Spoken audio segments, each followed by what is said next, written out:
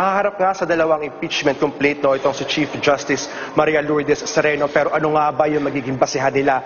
Well, dito may limang issues or grounds na binanggit itong Volunteer Against Crime and Corruption at itong Vanguard of the Philippine Constitution sa kanilang impeachment complaint. At una na nga dito, itong paglalabas daw ng administrative order na nagtatayo, itong bagong Judiciary Decentralized Office at pagbubukas muli ng Regional Court Administration Office sa Western Visayas. Wala raw pagpayag dyan ang Korte Suprema. Pangalawa, itong pag-appoint kay Solomon Lumba bilang kanyang staff head na meron daw kasalukuyang posisyon sa UP College of Law. Pangatlo, itong pag-appoint din kay Brenda J. Mendoza bilang Philippine Mediation Center Chief. Muli, wala daw pagsang-ayon dito ang Korte Suprema. No? At pang-apat, itong pagbibigay ng foreign travel allowance kina Maria Lourdes Oliveros at iba pa niyang staff.